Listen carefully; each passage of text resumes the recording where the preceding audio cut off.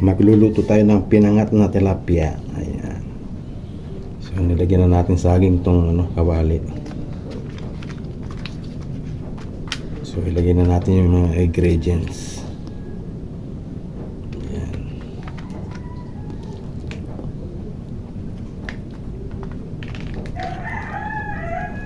Ang kamyas sa ilalim.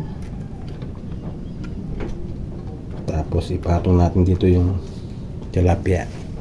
Yeah, alright. Lagyan pa natin. Yun, nilagay natin lahat ng ingredients. Kamatis. Yan, ikalat lang natin yan.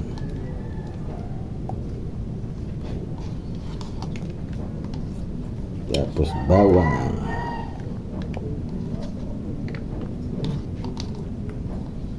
Sibuyas. Yun,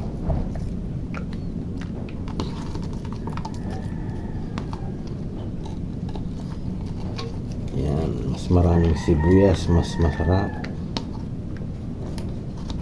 Tapos luya. Alright.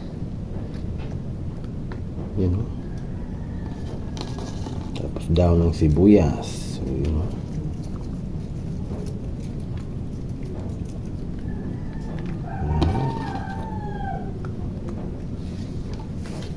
tapos ilagay natin yung tira nating kamyas sa taas. Yan. Oh. Yan. Wow. The best na pinangat to. Yan. Alright. Lagyan natin ng pampalasa. Yan. Alright. Lagyan natin ng asin. Yan, lagyan natin ng paminta.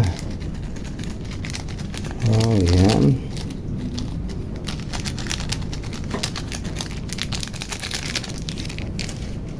Konting suka. Yan.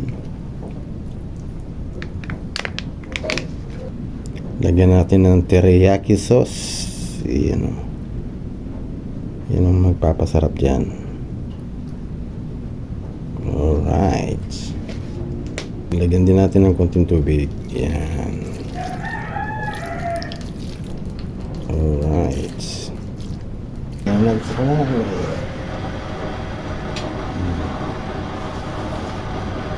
At-takan. Alright. So, ayan. Nakakulo na. Hindi na natin itong sili. Konting oil. Alright. Okay, luto na to mga soy katropa. Alright. So,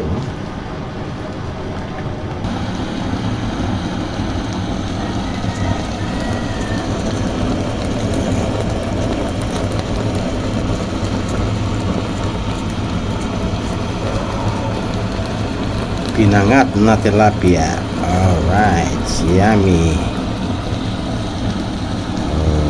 Okay.